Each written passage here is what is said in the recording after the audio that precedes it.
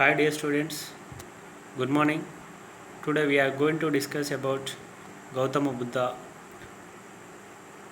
ఈరోజు మనం గౌతమ బుద్ధుని యొక్క సంఘ ధర్మము మరియు రాజ్య స్వభావము, రాజ్యం యొక్క విధులు మొదలగు అంశాల గురించి తెలుసుకుందాం.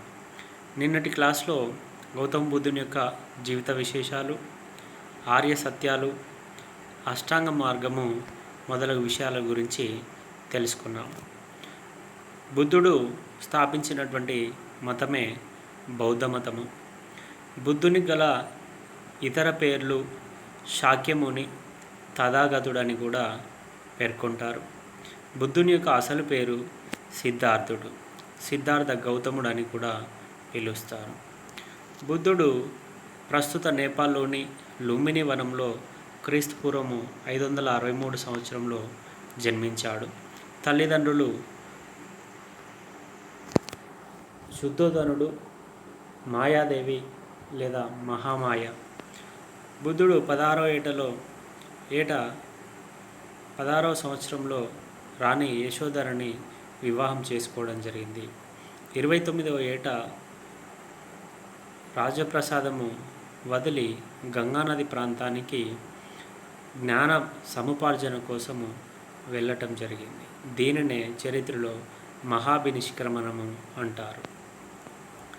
బుద్ధుని యొక్క ఉపదేశాలని, బౌద్ధ సంఘ నియమాలని, బౌద్ధాన్ని ఆచరించే వాటి యొక్క నియమ నిబంధనల్ని, సంఘ సభ్యులు పాటించే వాటి నియమాలను గురించి ఈ యొక్క త్రిపీఠకాలు తెలియజేస్తాయి. త్రిపీఠకాలు బౌద్ధం యొక్క మత పవిత్ర గ్రంథాలుగా పేర్కొంటారు. వీటిలో మొదటి రెండు వినయపీఠిక, సుత్తపీఠిక. మొదటి బౌద్ధ సంగీతి రాజగృహలో అజాతశత్రు ఆధ్వర్యంలో జరిగినటువంటి ఆ సమావేశంలో వీటిని రాయటం జరిగింది. చతురార్య సత్యాలు అనగా దుఃఖము, దుఃఖ హేతువు, దుఃఖ ఉపశమనము, దుఃఖ ఉపశమన మార్గము. ఈ యొక్క చతురార్య సత్యాల తెలుసుకొని ఆ యొక్క దుఃఖం నుండి బయటపడటానికి, దుఃఖ ఉపశమన మార్గాన్ని పాటించడాన్నే అష్టాంగ మార్గమని పేర్కొన్నాడు. అష్టాంగ మార్గాన్ని ఎవరైతే పాటిస్తారో వారు సంతృప్తికరమైన జీవనాన్ని కొనసాగిస్తారని బుద్ధుడు పేర్కొన్నాడు. అష్టాంగ మార్గాన్ని 8-fold path అని కూడా పేర్కొంటాం. This is also called as ashtanga మార్గ.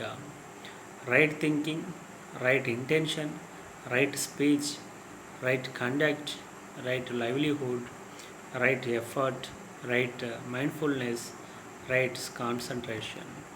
వీటినే సమ్యక్ దృష్టి లేదా సరి అయిన దృష్టి, సరి అయిన సంకల్పము, సమ్యక్ వాక్కు, సమ్యక్ కర్మ, సమ్యక్ జీవనం, సమ్యక్ కృషి, సమ్యక్ స్మృతి, సమ్యక్ సమాధి అని పేర్కొంటారు.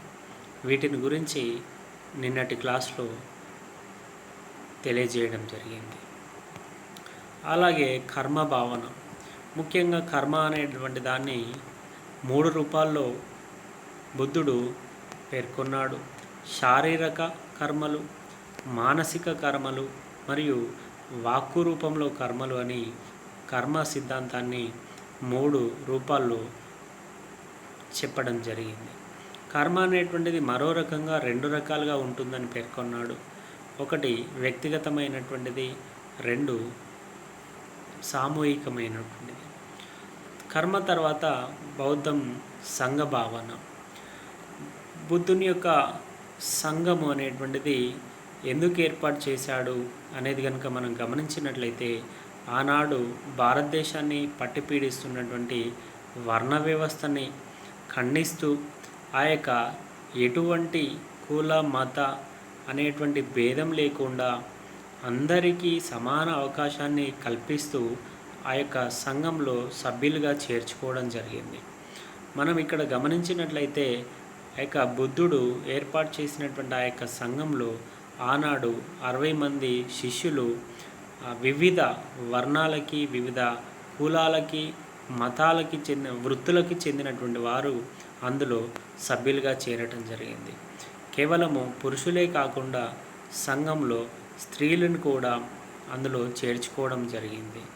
అనగా ఈ యొక్క సంఘం యొక్క భావన ఏంటిదంటే ప్రజలందరి మధ్య, మానవాళి మధ్య సమానత్వాన్ని, సోదర భావాన్ని పొందుపరచడానికి, పెంపొందించడానికి ఈ యొక్క సంఘాన్ని ఏర్పాటు చేశాడని చెప్పవచ్చు. అట్లాగే ముఖ్యంగా బానిసత్వాన్ని, అణచివేతను నిర్మూలించాలని కూడా బుద్ధుడు భావించాడు. అందులో భాగంగానే బౌద్ధంలో అందరినీ, అన్ని మతాల వారిని, అన్ని వృత్తుల వారిని సంఘంలో సభ్యులుగా చేర్చుకున్నాడు. ఇక్కడ చూసినట్లయితే సంఘంలో ఎవరెవరు సభ్యులుగా చేరారు, సంఘం అనేటువంటిది ఎందుకొరకు ఏర్పాటు చేయడం జరిగింది. సంఘ ఇట్ వాజ్ ఏ ఈక్వాలిటేరియన్ సొసైటీ, అంటే ఒక సమానత్వాన్ని అది అందరికీ అందించింది. People from various caste and communities and occupations joined the Sangha. All the people were treated equally in the Sangha and they were assigned duties. It advanced the idea of universal equality of human beings. ఇక్కడ మనం గమనించినట్లయితే సంఘలో అన్ని వృత్తుల వారికి, అన్ని మతాల వారికి సభ్యత్వం అనేటువంటిది సభ్యులుగా చేర్చుకోవడం జరిగింది. అనగా బుద్ధుడు ఆనాడే సోదర భావాన్ని, సమానత్వాన్ని పెంపొందించాడని ఈ సంఘం ద్వారా అతను ప్రచారం చేశాడని చెప్పవచ్చు. ఆ యొక్క సంఘంలో సభ్యులుగా చేరినటువంటి వారిలో కొంతమందిని మనం ఇక్కడ చూడవచ్చు. Upalika a barber, Sanita a scavenger, Sati son of fisherman, Amrapali a prostitute, Rujumala a slave, Chapa daughter of hunter, Suba daughter of goldsmith. ఒక మంగలి, ఉపాలిక అనేటువంటి వ్యక్తి ఒక మంగలి చెందినటువంటి వారు. అట్లాగే ఒక స్కావెంజర్ చెందినటువంటి సన్నిహిత. నెక్స్ట్ సతీ యొక్క చేపలు పట్టే అతని కుమారుడు. ముఖ్యంగా ఆమ్రపాలి అనేటువంటి స్త్రీ వేశ్య. అట్లాగే రుజుమాల ఒక బానిస. ఈ విధంగా ఒక బానిస, ఒక మంగలి, ఒక చేపల వృత్తి, ఈ విధంగా అనేక వృత్తుల వారికి, మతాల వారికి, అలాగే రాజులు, రాణులు కూడా ఆ అజాతశత్రువు, అలాగే బింబిసారుని యొక్క భార్య ఈ యొక్క బౌద్ధ సంఘంలో బౌద్ధ మతాన్ని పాటించడం అనేటువంటిది మనము చూడవచ్చు. అనగా ఈ యొక్క సంఘంలో రాణులు, రాజులు, అట్లాగే ఉన్నత కులాల వారే కాకుండా నిమ్న కులాలు, వృత్తుల వారు కూడా ఈ యొక్క సంఘంలో సభ్యులుగా చేరడం జరిగింది. అనగా సంఘము సమానత్వాన్ని, సోదర భావాన్ని పెంపొందించింది అని చెప్పవచ్చు. అట్లాగే బౌద్ధంలో స్త్రీల పాత్ర. ఆనాడు భారతదేశంలో బౌద్ధం అంటే బుద్ధునికి పూర్వము స్త్రీలకి ఎట్టి గౌరవం అనేటువంటిది లేదు అని చెప్పవచ్చు. హేమచంద్రుడు అనేటువంటి ఒక రచయిత స్త్రీలని ఆ యొక్క నరకానికి దివిటీలు కావాలని పేర్కొనడం జరిగింది.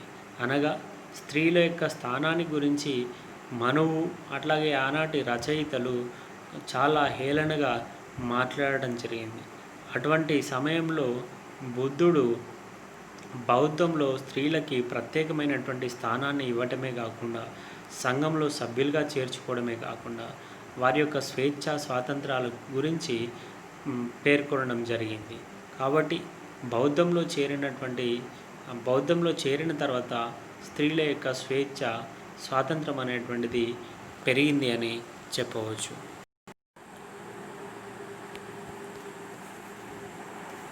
బుద్ధుని యొక్క శిష్యురాలలో బింబిసారుని యొక్క భార్య భౌమ కూడా చెప్పవచ్చు.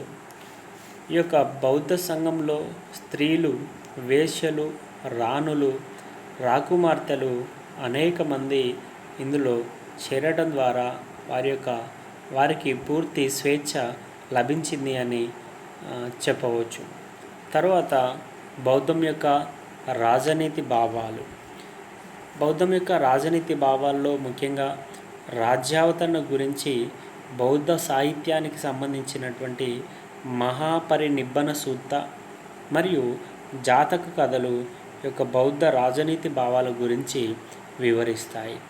మహాపరినిబ్బన సూత్త మరియు జాతక కథలు బౌద్ధ సాహిత్యాన్ని గురించి, బుద్ధుని యొక్క ఉపదేశాల గురించి తెలియజేస్తాయి.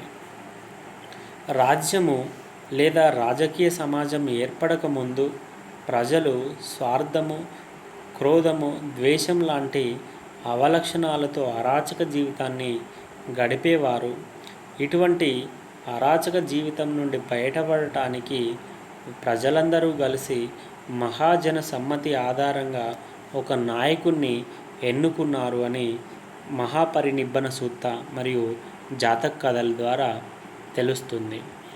ఈ విధంగా మొదటగా ఎన్నుకున్నటువంటి పాలకుడిని వారు మహాసమ్మత అనేటువంటి పేరుతో పిలిచేవారు. పాలకుడు ఆ యొక్క సేవలకు ప్రతిఫలంగా ప్రజలు తమ పంటలో, పశు సంపదలో కొంత వాటాను చెల్లించడానికి నిర్ణయించేవారు. బౌద్ధ సాహిత్యం ప్రకారము రాజ్యము సామాజిక ఉడంబడిక ఆధారంగా ఏర్పడిందని తెలుసుకోవచ్చు. అట్లాగే పాలకుడిని ఎన్నుకునే బాధ్యత ప్రజలపై ఉంటుంది అని, అనగా రాజు వారసత్వంగా పాలనా పగ్గాలు చేపట్టే అవకాశము ఏమాత్రము ఉండదు అని బౌద్ధ సాహిత్యము తెలియజేస్తుంది. అనగా ఆనాడు రాజరికాన్ని బుద్ధుడు ఏమాత్రము అంగీకరించలేదు అని దీని ద్వారా తెలుసుకోవచ్చు. రాజు ప్రజలచే ఎన్నుకోబడేటువంటి వ్యక్తి అయ్యే ఉండాలని పేర్కొన్నాడు. తర్వాత బౌద్ధం యొక్క రాజనీతి నియమాలు.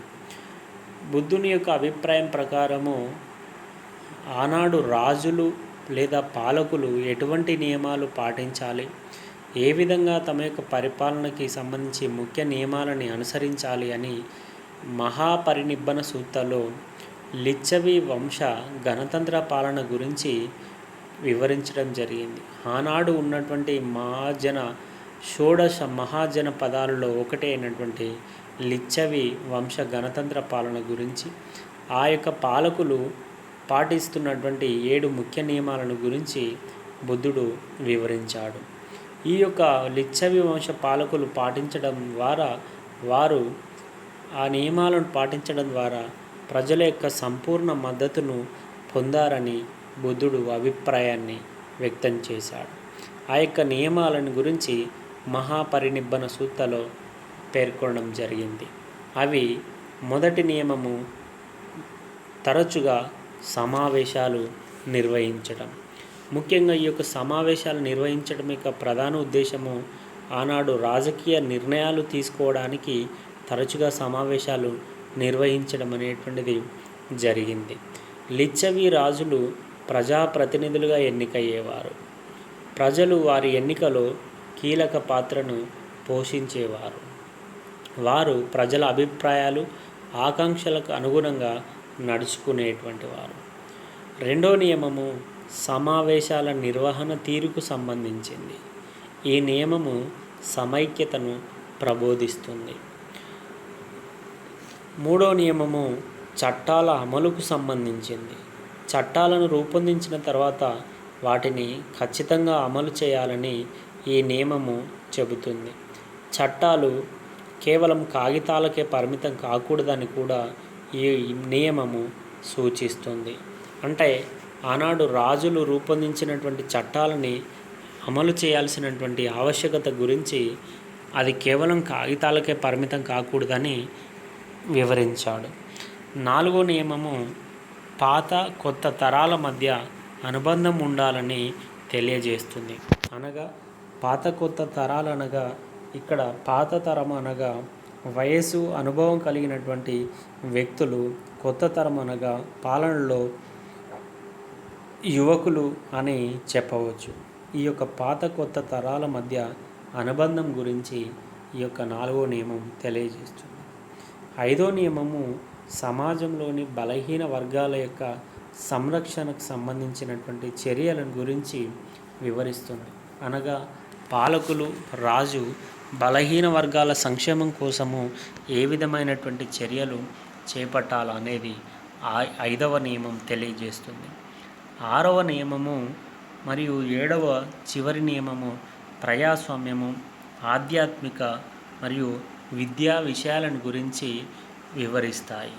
6వ నియమము, 7వ నియమము రెండు ప్రజాస్వామ్య, ఆధ్యాత్మిక, విద్యా విషయాలను గురించి తెలియచేస్తాయి. తర్వాత రాజుకు ఉండవలసినటువంటి లక్షణాలను గురించి బుద్ధుడు చాలా చక్కగా పేర్కొనడం జరిగింది. ఇంతకుముందే చెప్పుకున్నట్టు రాజు వారసత్వంగా కాకుండా ప్రజల చేత ఎన్నికయ్యేటువంటి పాలకుడు ఏ విధంగా ఉండాలి, ఎటువంటి లక్షణాలని కలిగి ఉండాలి అనగా ఇక్కడ పాలకుడి యొక్క కుటుంబ నేపథ్యము అనగా తల్లి తండ్రి వైపు నుంచి ఉన్నతంగా ఉండాలి. తండ్రి వైపు నుండి అటు తల్లి వైపు తండ్రి వైపు నుండి ఉన్నత వంశస్థుడై ఉన్నత నేపథ్యం కలిగి ఉండాలి. పాలకుడు చక్కటి శరీరాకృతి, అందమైన ముఖం కలిగి ఉండాలి. పాలకుడికి ఎక్కువ ఆస్తి, సంపద, ధాన్యాగారం ఉండాలి. కేవలము తల్లి తండ్రి వైపు నుండి ఉన్నతమైనటువంటి వ్యక్తియే కాకుండా చక్కటి శరీరాకృతి, అందమైన ముఖము కలిగి ఉన్నట్లయితే ప్రజలు అతన్ని ఇష్టపడతారు అని అర్థం చేసుకోవచ్చు. పాలకుడికి ఎక్కువ ఆస్తి, సంపద, ధాన్యాగారము ఎందుకు అంటే ఆ ప్రజలకి ఎటువంటి ఆపద వచ్చినా ఆస్తి, సంపద, ధాన్యాగారం ద్వారా ఆదుకోవచ్చు. తర్వాత పాలకుడికి శక్తివంతమైన విధేయత కలిగిన సైన్యం ఉండాలి. అనగా రాజ్యంలోని ప్రజలని విదేశీ దాడుల నుండి రక్షించడానికి విధేయత కలిగిన శక్తివంతమైన సైన్యం ఉండాలి. అలాగే పాలకుడికి దేవునిపై నమ్మకం ఉండాలి. ఉదార స్వభావం కలిగి ఉండాలి. అన్ని రకాల జ్ఞానాలను తెలిసిన వాడై ఉండాలి. అలాగే గత, వర్తమాన, భవిష్యత్ విషయాలను ఆలోచించేటువంటి నైపుణ్యము, జ్ఞానము కలిగి ఉండాలి. అలాగే లోకోక్తులను అంటే ఏది మంచి, ఏది చెడు, ఇంకా ఇతర విషయాలను గురించి వివరించేటువంటి సామర్థ్యము కలిగి ఉండాలి. బౌద్ధ సాహిత్యంలోని ఈ యొక్క జాతక కథలు బౌద్ధ రాజకీయ భావాలను గురించి వివరిస్తాయి. ముఖ్యంగా ఉలక జాతక కథలో ప్రజలు ఎన్నుకున్నటువంటి ప్రస్తావన ఉంది. అనగా రాజు ప్రజల చేత ఎన్నుకునేటువంటి ప్రస్తావన గురించి ఉలక జాతక కథ తెలియజేస్తుంది. పాలకుడు ధర్మాన్ని తప్పకుండా ఆచరించాలని బుద్ధుడు పేర్కొన్నాడు. ప్రజలు ముఖ్యంగా సంయుక్తంగా పాలకుడిని మహాజన సమ్మతి ఆధారంగా ఎన్నుకోవడం వల్ల అతను ప్రజాప్రతినిధిగా వ్యవహరిస్తాడు అని పేర్కొన్నాడు. అతడి పాలకుడి యొక్క చర్యలకు ప్రజల ఆమోదం ఉంటుంది అని పేర్కొన్నాడు. ఆ పాలకుడికి శాసన, కార్యనిర్వాహక, న్యాయాధికారం అనేటువంటిది ఈ యొక్క మహాజన సమ్మతి ద్వారా అతనికి దక్కుతుంది అని పేర్కొన్నాడు. తర్వాత బౌద్ధంలో ప్రజాస్వామ్య విలువలను గురించి ఆనాడే బుద్ధుడు పేర్కొనడం జరిగింది. అనగా ప్రజాస్వామ్య వ్యవస్థకు బౌద్ధము అధిక ప్రాధాన్యత ఇచ్చింది అని చెప్పవచ్చు. ఎందుకంటే రాజకీయ నిర్ణయాలు తీసుకునేవారు ప్రజల అభిమతాన్ని మరియు భావాలని పరిగణలోకి తీసుకోవాలని పేర్కొన్నాడు. ప్రజలకు వ్యతిరేకంగా ఎటువంటి చట్టాలని రూపొందించకూడదు అని పేర్కొన్నాడు. చట్టాలు ప్రజల జీవన విధానాలని, పరిస్థితులను ఆధారంగా చేసుకొని అమలుపరచాలి అని, అలాగే ప్రజల ఇష్టాలకి వ్యతిరేకంగా ఏ చట్టాలని రూపొందించకూడదు, ప్రజల యొక్క ఇష్టం ఆధారంగానే కొత్త చట్టాలని రూపొందించాలి అని పేర్కొనడం జరిగింది. అనగా ఒక రకంగా ప్రజాభిప్రాయానికి, ప్రజా వ్యతిరేకమైనటువంటి విధానాలకి ఆనాడు రాజ్యము పాలకుడు ఎట్టి పరిస్థితుల్లో ప్రజా వ్యతిరేకంగా చట్టాలని రూపొందించకూడదు అని పేర్కొన్నాడు. కాబట్టి బౌద్ధము ఆనాడే ప్రజాస్వామ్య విలువలకి ప్రాధాన్యతనిచ్చింది అని చెప్పవచ్చు. ఈ యొక్క ముఖ్యంగా ఉమ్మగ జాతక కథ ఆనాటి యొక్క ప్రజాస్వామ్య విధానాన్ని గురించి కొంతవరకు వివరిస్తుంది అని మనము అర్థం చేసుకోవచ్చు. అట్లాగే బౌద్ధంలో బలహీన వర్గాల యొక్క సంక్షేమానికి ఆనాడే బౌద్ధము ప్రత్యేక శ్రద్ధను కనబర్చింది అని చెప్పవచ్చు. రాజ్యము అన్ని మతాలను పరిరక్షించి వాటిని ప్రోత్సహించాలని బుద్ధుడు పేర్కొన్నాడు. బుద్ధుడు కేవలము మనము బౌద్ధాన్ని గమనించినట్లయితే ప్రపంచంలో ఏ మతం కూడా బౌద్ధంలాగా మత సహనాన్ని పాటించలేదు అని చెప్పవచ్చు. అన్ని మతాలని సమాన దృష్టితోటి బౌద్ధ మతము ప్రోత్సహించింది, ఆదరించింది అని చెప్పవచ్చు. కేవలం బౌద్ధ మతాన్ని మాత్రమే ప్రోత్సహించడం కాకుండా అన్ని మతాలను పరిరక్షించి వాటిని ప్రోత్సహించాలని బౌద్ధం కోరుకుంది. ముఖ్యంగా బలహీన వర్గాల పట్ల, మహిళల పట్ల బౌద్ధము ప్రత్యేక శ్రద్ధను కనబర్చింది. స్త్రీలని ఎట్టి పరిస్థితుల్లో దోచుకోరాదని పేర్కొంది. ప్రజాస్వామ్య రాజ్యంలో విద్య ఒక కీలక అంశంగా ఉండాలని బౌద్ధ మతము ప్రధానంగా పేర్కొనడం జరిగింది. తర్వాత బౌద్ధం ప్రకారము రాజ్యం యొక్క స్వభావము, రాజ్యం యొక్క అధికారము, దాని యొక్క విధులు. పాలకుడు లేదా ప్రభుత్వము ప్రజలను తన సొంత బిడ్డలుగా భావించాలి. వృద్ధుడైన తండ్రిని యువకుడైన కొడుకు ఎలా సంరక్షిస్తాడో పాలకుడు కూడా తన రాజ్య పరిధిలోని ప్రజలను అంతే జాగ్రత్తగా సంరక్షించాలి అని పేర్కొను. వృద్ధుడైనటువంటి తండ్రిని యువకుడైన కొడుకు ఏ విధంగా ఎలా సంరక్షిస్తాడో అలాగే పాలకుడు కూడా తన రాజ్య పరిధిలోని ప్రజలను అంతే జాగ్రత్తగా కాపాడాలని పేర్కొన్నాడు.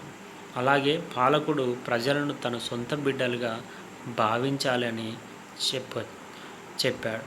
ప్రజాస్వామిక రాజ్యము ముఖ్యంగా 5 రకాల తప్పుడు ఆర్థిక కార్యకలాపాలను ఎన్నడూ అనుమతించరాదని బౌద్ధ రాజకీయ సిద్ధాంతము పేర్కొంటుంది. దేశ చట్టాలను ఉల్లంఘించే వారిపై రాజ్యము లేదా పాలకుడు కఠిన చర్యలు తీసుకోవాలని పేర్కొంది.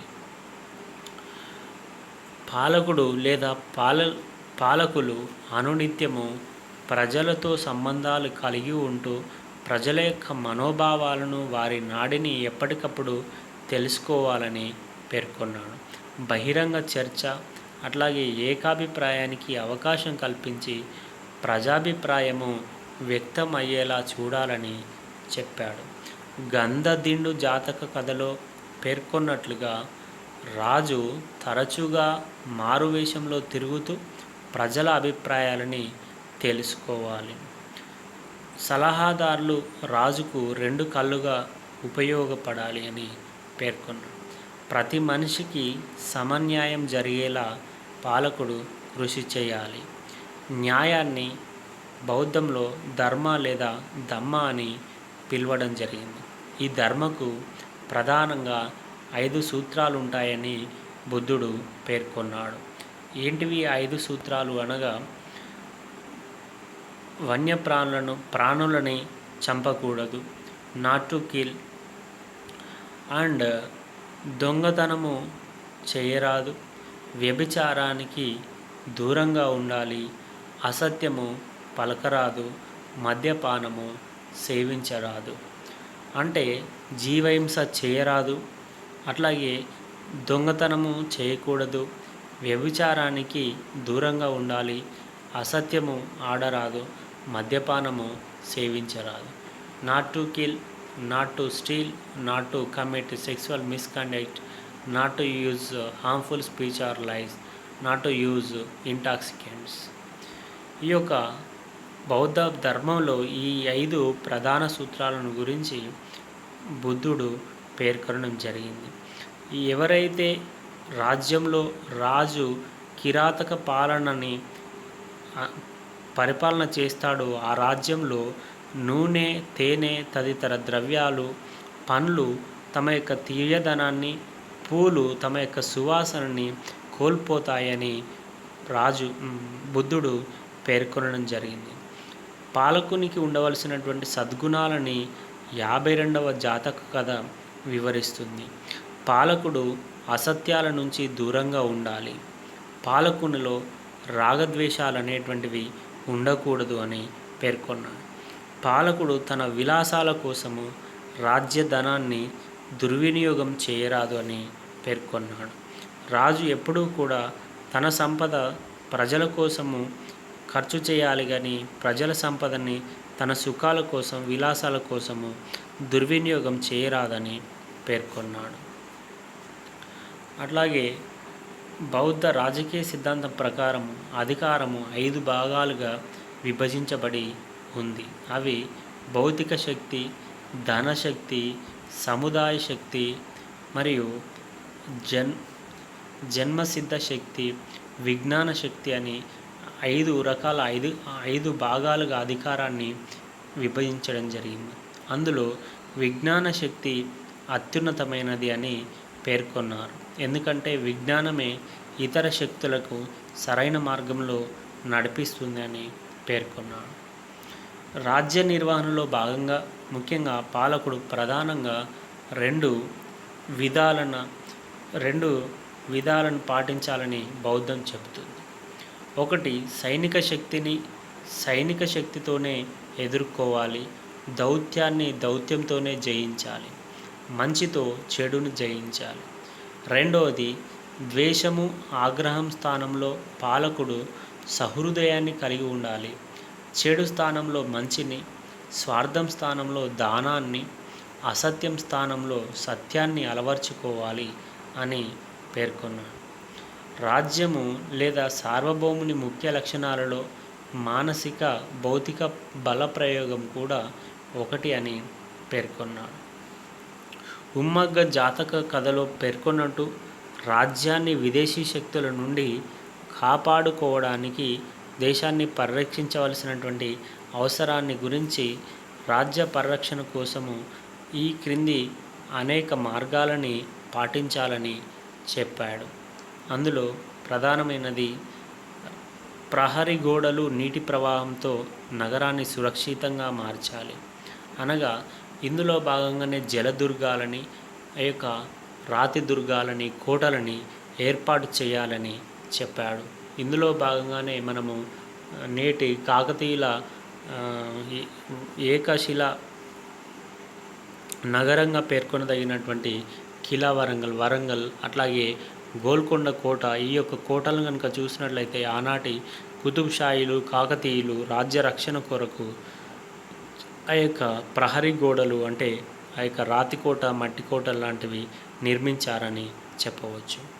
నెక్స్ట్, విదేశీ సైన్యం ముట్టడిస్తే అత్యవసర సమయంలో వినియోగించడానికి ఆహారము, నీరు తదితర వస్తువులను నిల్వ చేయాలి. రాజ్య పరిరక్షణకు సుశిక్షితమైన సైన్యాన్ని కలిగి ఉండాలి. సైన్యాన్ని క్రమశిక్షణతో ఉంచాలి. అట్లాగే శత్రువుల యొక్క కదలికల్ని పసిగట్టడానికి ఒక గూఢచార వ్యవస్థని కలిగి ఉండాలి. చివరిగా రాజ్యం యొక్క విధులు. బౌద్ధ రాజకీయ సిద్ధాంతాన్ని అనుసరించి అశోకుడు పాటించిన సాంప్రదాయాలను బట్టి బౌద్ధ రాజ్య విధులు, కర్తవ్యాలను ఈ కింది విధంగా వర్గీకరించవచ్చు. ఒకటి, రాజ్యము తన ఉన్నతాధికారులు, మతబోధకులు, వృత్తి నిపుణులు, సైనికులతో ప్రజలందరినీ సంరక్షించాలి. రెండవది, పాలితులను క్షమ, సహనం, స్నేహభావము, కరుణతో చూడాలి. అలాగే దేశంలో అనైతిక చర్యలకు పాల్పడే వ్యక్తులు ఒక్కరు కూడా లేకుండా చూడాలి. తన పౌరులలో నిరుద్యోగ సమస్య లేకుండా చూడాలి. ప్రజలందరికీ సంపద అందుబాటులో ఉండేలా చర్యలు తీసుకోవాలి. రాజ్యం తన విధానాలన్నింటినీ సద్గుణ సూత్రాల ఆధారంగా రూపొందించాలి. అందుకు విజ్ఞత, అనుభవం కలిగిన వ్యక్తులతో సంప్రదించిన తర్వాతే ఎటువంటి చర్యనైనా చేపట్టాలి. ఇక్కడ మనము ఈ పట్టికలో చూసినట్లయితే ఇప్పటి వరకు 4 బౌద్ధ సంగీతులు లేదంటే బౌద్ధ సమావేశాలు అనేటువంటివి జరిగినాయి. అది మొదటి బౌద్ధ సంగీతి అజాతశత్రువు రాజు కాలంలో ఈ యొక్క సమావేశము రాజగృహలో జరిగింది. దీనికి మొగలిపుత్త మహాకాశ్యప అధ్యక్షత వహించడం జరిగింది. క్రీస్తు పూర్వము 483లో ఈ సమావేశంలోనే వినయ పీఠిక, సుత్త పీఠిక ఆ యొక్క మొదటి 2 బౌద్ధ మత గ్రంథాలని క్రోడీకరించారు. రెండవ సమావేశము కాలాశోకుని రాజు కాలంలో వైశాలిలో సబకామి ఆధ్వర్యంలో 383 సంవత్సరంలో ఏర్పాటు చేయడం జరిగింది. మూడవది మౌర్య చక్రవర్తి అయినటువంటి అశోక చక్రవర్తి కాలంలో పాటలీపుత్రంలో అంటే నేటి పాట్నాలో మొగలిపుత్త తిస్స ఆధ్వర్యంలో ఈ క్రీస్తు పూర్వం 250 సంవత్సరంలో ఈ యొక్క 3వ బౌద్ధ సంగీతి లేదా 3వ బౌద్ధ సమావేశము జరిగింది. ఈ యొక్క సమావేశంలోనే మహాయాన, తేరయాన అనేటువంటి 2 వర్గాలుగా విడిపోవడం జరిగింది. నెక్స్ట్ 4th చివరిది కనిష్కన్ కాలంలో కాశ్మీర్లో నేటి కాశ్మీర్లో వసుమిత్రుని ఆధ్వర్యంలో క్రీస్తు శకము 72 సంవత్సరంలో ఈ యొక్క సమావేశం అనేటువంటిది జరిగింది. Thank you.